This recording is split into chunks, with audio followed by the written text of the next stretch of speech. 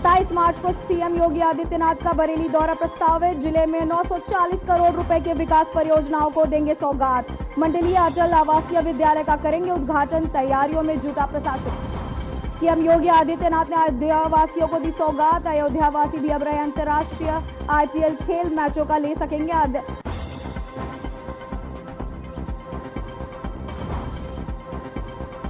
आज ग्रेटर नोएडा दौरे पर डिप्टी सीएम केशव मौर्य। दादरी में बवंडा गांव में मां पन्ना धाय के जयंती पर सम्मान समारोह में हुए शामिल। जिले की विकास परियोजनाओं का लिया जायजा।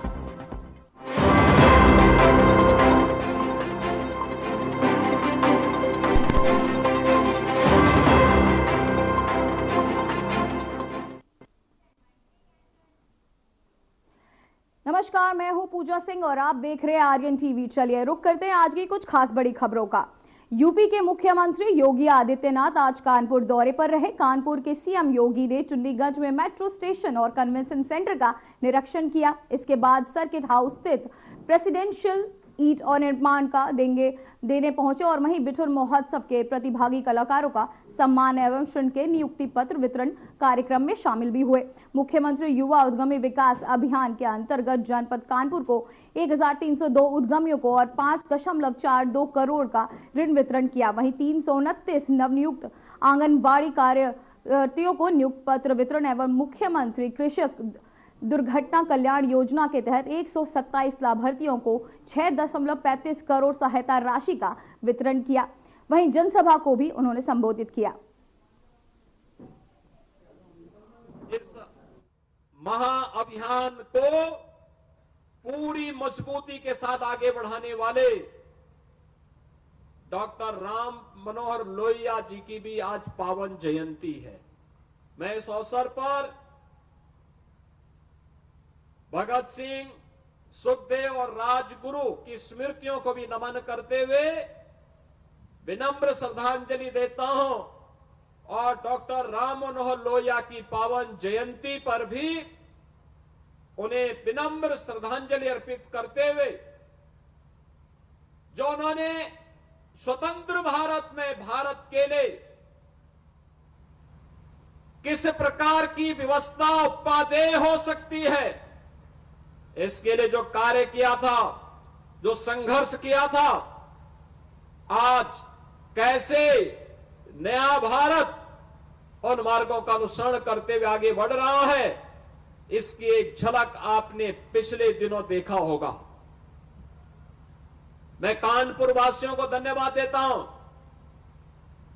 बिठूर वासियों को भी धन्यवाद देता हूं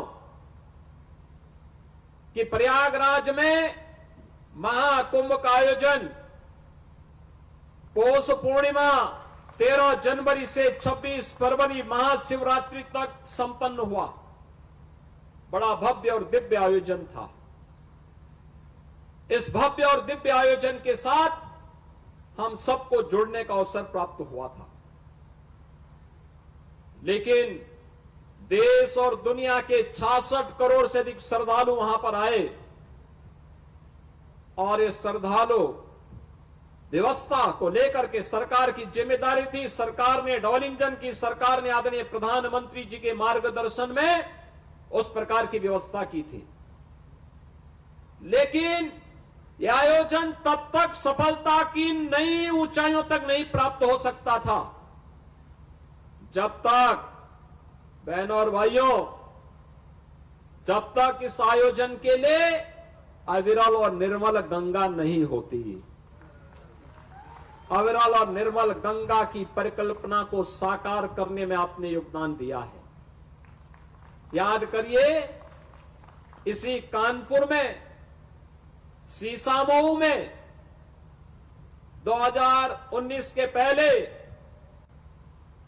प्रतिदिन 4 करोड़ लीटर सीवर गिरता था गंगा नदी में, लेकिन आज सीसामऊ का सीवर पॉइंट आज वो सेल्फी पॉइंट हो गया है। आज वहां पे एक भी बूंद सीवर नहीं गिरता है।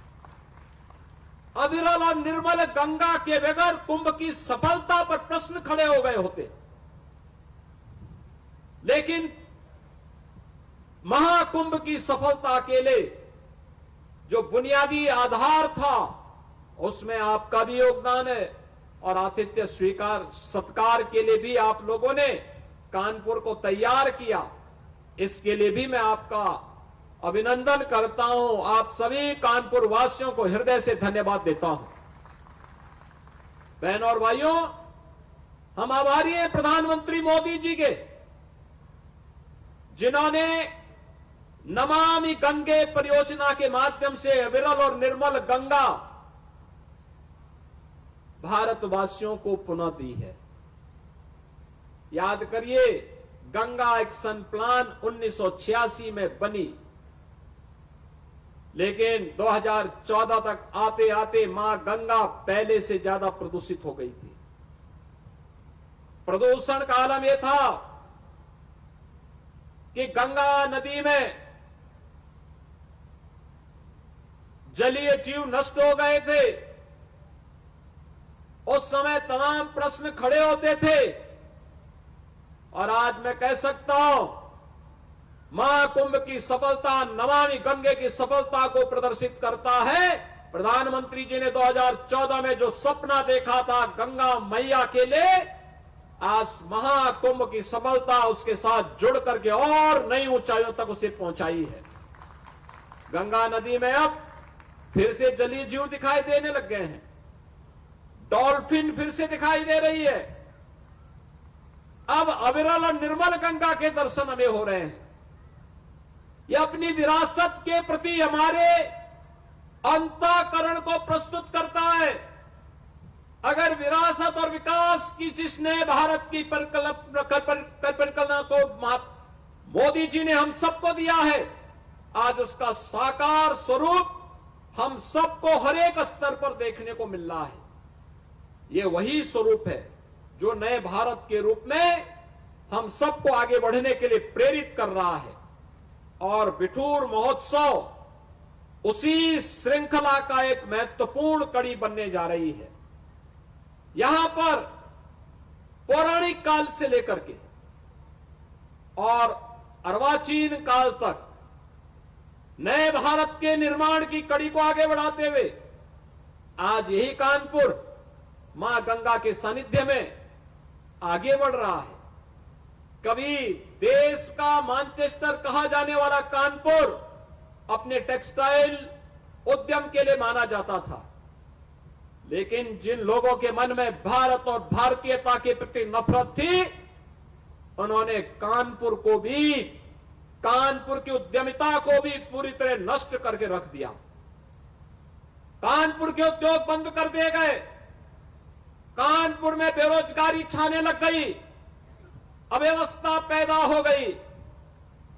ये कानपुर ऐसे लगने लग गया जो कभी देश के 4 महानगरों में जिसकी गिनती होती थी, वह कानपुर नगर वीरान जैसा हो गया।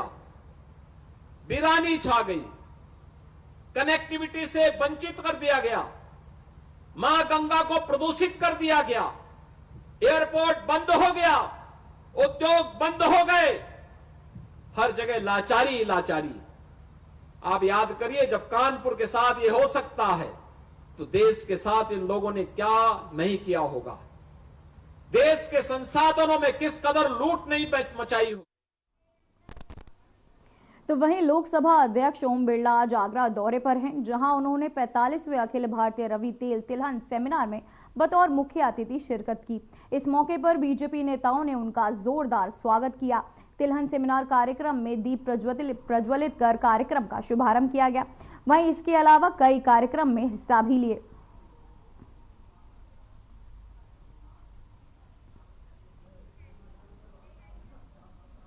तो वहीं सोनभद्र में ग्राम पंचायतों की सिंगल यूज प्लास्टिक मुक्त बनाने की मुहिम तेज हो गई है।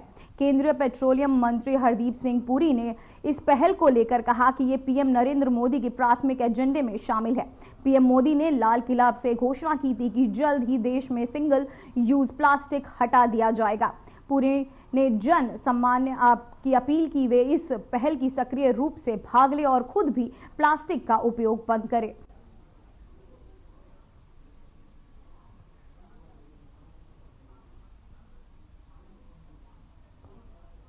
वहीं आपको बताते चले देखिए, किसी भी अर्थव्यवस्था के बारे आप अगर सोचेंगे तो एक बहुत अच्छा इंडिकेटर ये होता है कि उसमें एनर्जी कंजम्पशन कितनी है। अब ये मान के चलिए अगर किसी भी इकोनॉमी में एनर्जी यूटिलाइजेशन अच्छी है तो मतलब इकोनॉमी इज डूइंग वेल। अब मैं आपको एक दो आंकड़े देता हूं। हमारी जो टोटल रेवेन्यू है उसके 19% जो रेवेन्यू है वो एनर्जी सेक्टर से आती है, पेट्रोलियम और नेचुरल गैस से आती है। और एक तो हो सकता है कि आपकी एनर्जी कंजम्पशन बढ़ती जाए पर दाम भी बढ़ते जाए। माननीय प्रधानमंत्री जी ने उसके साथ ये भी इंश्योर किया है कि एनर्जी अवेलेबिलिटी मतलब रही है पर अफोर्डेबिलिटी जो है, भारत एक ऐसा देश है जहां पिछले 3 साल में पेट्रोल और डीजल के दाम कम हुए। और कैसे कम हुए? क्योंकि माननीय प्रधानमंत्री जी ने केंद्र सरकार की तरफ से जो सेस लगता है उसको कम किया 2 बार, नवंबर 2021 में और मई 2022 में। और उसके अलावा हमारी जो Bharatiya Janata party root states राज्य हैं उन्होंने भी अपनी वैट ड्यूटी कम की।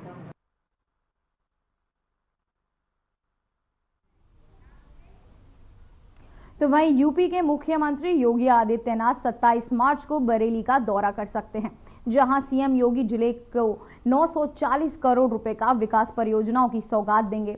बता दें कि नवाबंदगंज में अधघटा नजरारा गांव में मंडलीय अटल आवासीय विद्यालय का उद्घाटन करेंगे। इसके अलावा अन्य विकास परियोजनाओं का लोकार्पण करेंगे, वहीं शिलान्यास भी करेंगे। तो वहीं आपको बताते चले 7-3 करोड़ रुपए की लागत से बने अटल विद्यालय और उद्घाटन मुख्यमंत्री खुद करेंगे। इसके साथ ही वे 940 करोड़ रुपए की अन्य परियोजनाओं की आधारशिला भी रखेंगे।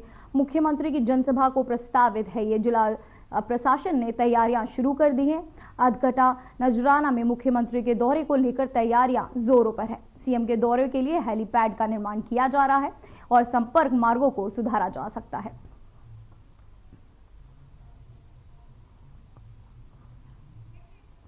तो वहीं आपको बताते चले 27 मार्च को सीएम योगी रैली जा सकते हैं, जहां जिले को देंगे 940 करोड़ की सौगात। तो आपको बताते चले जहां जिले को मिल सकती है 940 करोड़ रुपए की सौगात। सीएम योगी का ये बरेली दौरा प्रस्तावित, जहां 27 मार्च को बरेली जा सकते हैं सीएम योगी। और आपको बताते चले जिले को सीएम योगी देंगे 940 करोड़ की सौगात।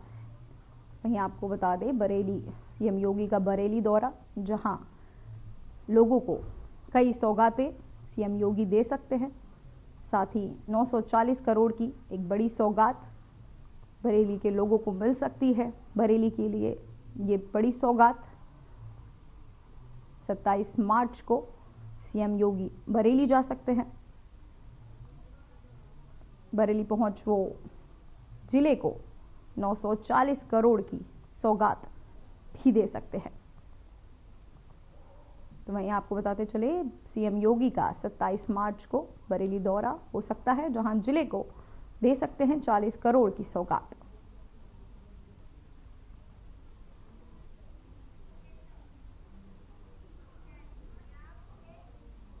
तो वहीं डिप्टी सीएम केशव प्रसाद मौर्य आज ग्रेटर नोएडा दौरे पर है। केशव प्रसाद मौर्य दादरी के बंकरवाड़ गांव में मां पन्नाध्याय की जयंती का सम्मान समारोह में बतौर मुख्य अतिथि शिरकत की। बता दें कि अब Amrapali English senior secondary school में पन्नाध्याय का अमर बलिदान कार्यक्रम आयोजित किया गया। वहीं इसके अलावा जिले के विभिन्न विकास परियोजनाओं का परीक्षण भी किया गया। तो वहीं परियोजनाओं की प्रगति का भी जायजा लिया गया। साथ ही अधिकारियों ने परियोजनाओं के संबंध में जानकारी ली।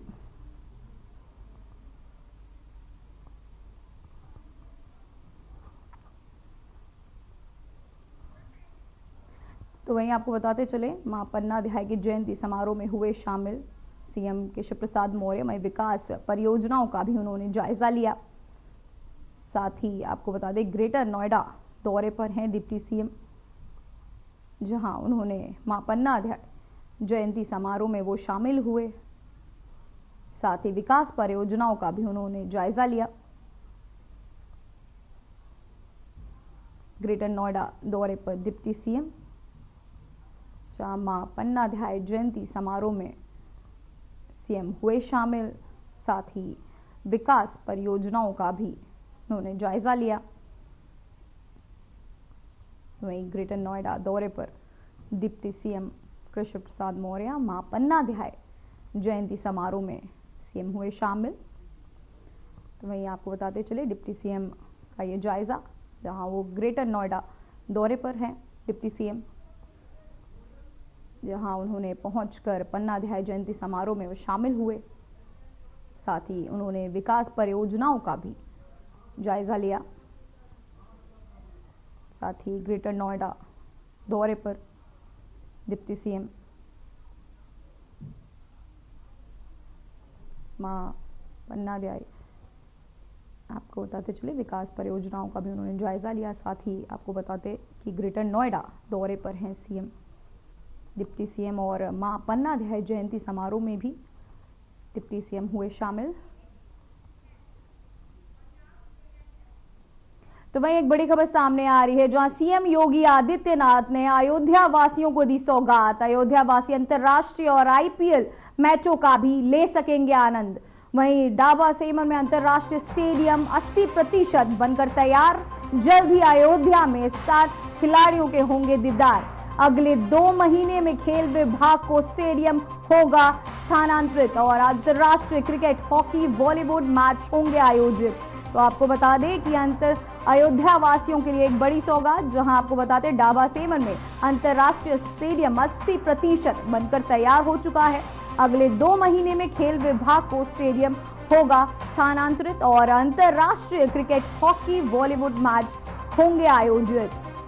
तो आपको बता दें कि डाबा सेमर में अंतर्राष्ट्रीय स्टेडियम अब 80% बनकर तैयार हो चुका है। जल्दी अयोध्या वासी स्टार क्रिकेटरों का दीदार कर सकेंगे।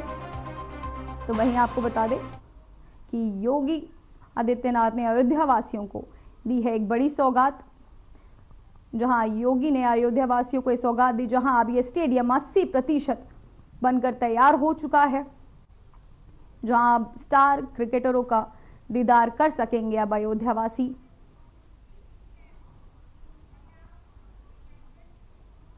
तो वहीं प्रधानमंत्री नरेंद्र मोदी की पत्नी जशोदाबेन आज अमरोहा के घनौर मंडी स्थित गांव मोहम्मदपुर पहुंची, जहां उनका जोरदार स्वागत किया गया। इस मौके पर जिले के कई बीजेपी नेता भी उपस्थित थे और उन्होंने जशोदाबेन का गर्मजोशी के साथ स्वागत किया। जशोदाबेन यहां एक हेड कांस्टेबल की बेटी के जन्मदिन पर पहुंची थी। उन्होंने अंकित यादव की बेटी यति को आशीर्वाद दिया और 2 घंटे तक गांव में ही रहीं।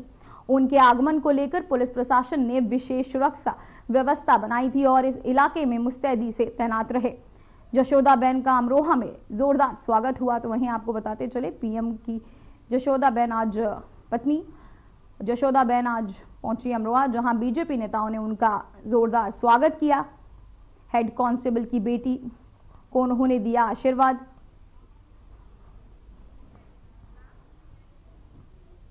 वाराणसी में 2 किसानों का प्रदर्शन, टोल प्लाजा बंद करने को लेकर यह बदलाव। तो वहीं एक बड़ी खबर सामने आ रही है, जहां जौनपुर और वाराणसी के किसानों का प्रदर्शन, सड़क निर्माण की मांग कर रहे किसान।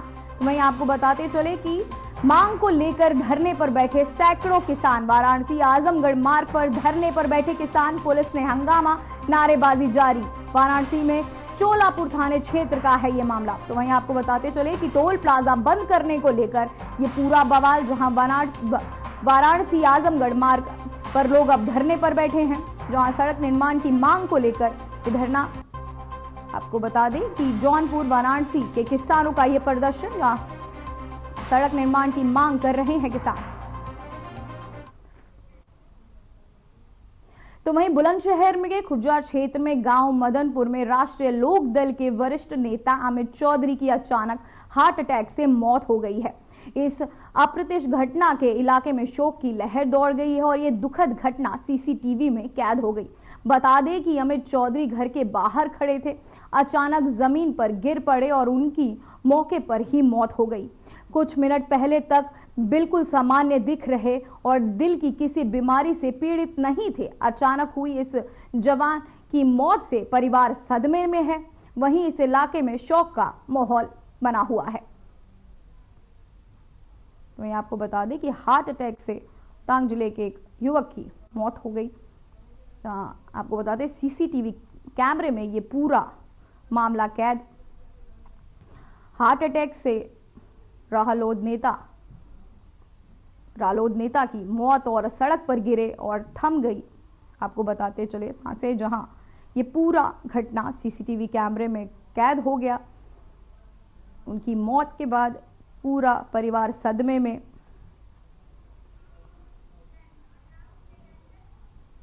तो वही वाराणसी क्राइम ब्रांच और बड़ा गांव पुलिस ने मुठभेड़ में शातिर लुटेरा विशाल मौर्य गिरफ्तार हो गया।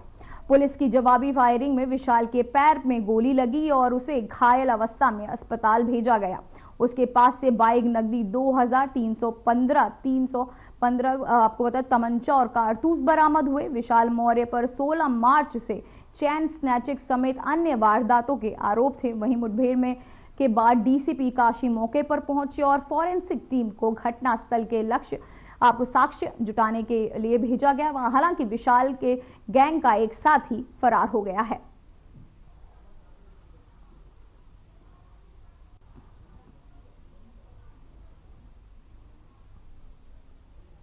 के पास में एक अपराधी है जो लगातार वाराणसी में चेन स्नैचिंग कर रहा था। इसके द्वारा खुजवा, मड़वाडी, बड़ा गांव और जौनपुर में भी चेन स्नैचिंग की घटनाएं की गई हैं। इसका हम लोग लगातार सातों महुआ के आसपास क्षेत्र में चेकिंग कर रहे थे। सूचना मिली थी कि ये व्यक्ति यहाँ से जाने वाला था, ये अपराधी। इसी के दौरान जब चेकिंग कर रहे थे तो इसके द्वारा इसने फायरिंग किया और उसी जवाई फायरिंग में इसके पैर में गोली लगी है। इसको इलाज हेतु हम लोगों ने अस्पताल भेज दिया है और इसके पास से जो बाइक है वो बरामद है। इस पे ये चेन स्नैचिंग करता था।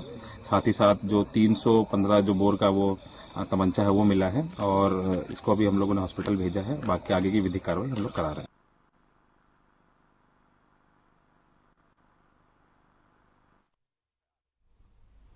तो वहीं वाराणसी में 50 स्थानों के नाम बदलने की मांग को लेकर सनातन रक्षा दल पंडित अजय शर्मा ने नगर निगम से अनुरोध किया है।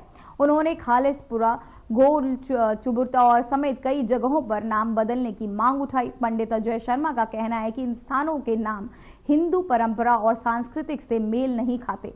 नगर निगम ने अजय शर्मा को इस संबंध में आश्वासन दिया है और मामले की जांच करने का वादा भी किया है। तो वहीं वर्तमान में वाराणसी में ये चर्चा और विषय बन गया है और इस पर आगे की प्रक्रिया को लेकर नगर निगम और कदम उठा रही है।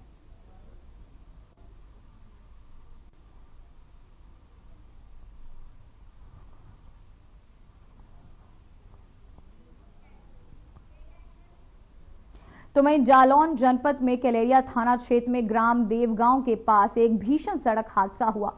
तेज रफ्तार इको कार ने बाइक को जोरदार टक्कर मारी, जिससे बाइक सवार 2 युवक की मौके पर ही मौत हो गई। टक्कर के बाद अनियंत्रित कार खड्डे में गिर गई। हादसे में कार सवार भी गंभीर रूप से घायल हो गया, जबकि कार का चालक फरार हो गया। पुलिस ने मौके पर पहुंचकर घायल युवक को अस्पताल में भर्ती कराया। वहीं डॉक्टरों ने उसे हायर सेंटर रेफर कर दिया। वहीं पुलिस मामले की जांच में जुटी हुई है।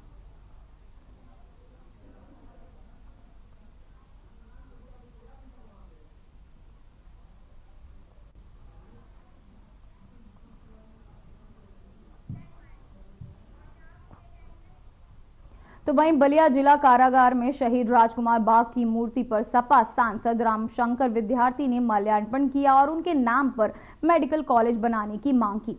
तो वहीं सांसद ने औरंगजेब के मुद्दे पर कहा कि जब राजतंत्र में था, जबकि लोकतंत्र है और बीजेपी वोट की राजनीति करती है। तो वहीं फतेहपुर के बीजेपी जिला अध्यक्ष मुखलाल पाल ने आरोप पर उन्होंने कहा कि साध्वी और सन्यासी अनकूत और धन कमाने में लगे हुए हैं और यदि उनकी सरकार बनी तो जांच करवाएंगे।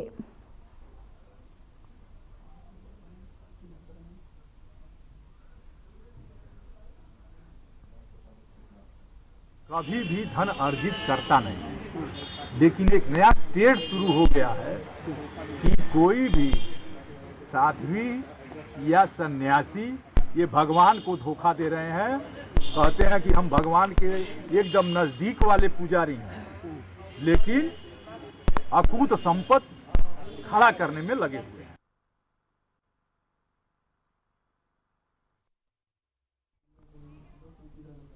तो वहीं खबर हमरोहा से है, जहां पुलिस, एसओजी और सर्विलांस टीम ने ऑपरेशन दृष्टि के तहत अंतर जनपदीय टप्पेबाज गैंग का भांडाफोड़ किया। 6 आरोपियों को गिरफ्तार किया गया, जिनसे 2 महिलाओं भी शामिल हैं। उनके पास से चोरी किए गए सोने के आभूषण, नकदी, फर्जी आधार कार्ड और वारदात में इस्तेमाल की गई इको वैन बरामद हुई है। गिरोह के सदस्य सवारी बनकर इको वैन में यात्रियों की जाल में फंसा कर उनसे बैग से नकदी और आभूषण चुराते थे।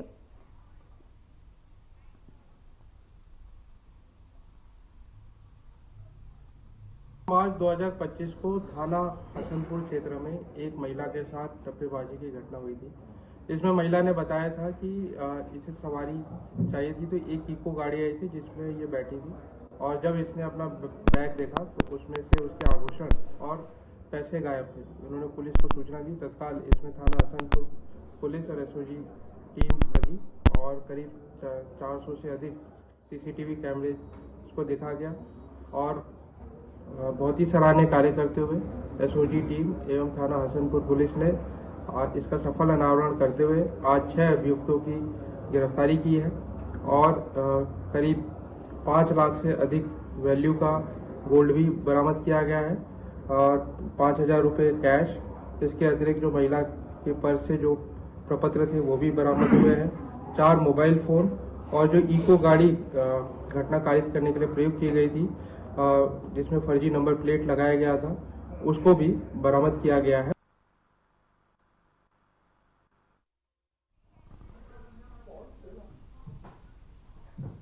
फिलहाल बुलेटिन में बस इतना ही। मुझे दीजिए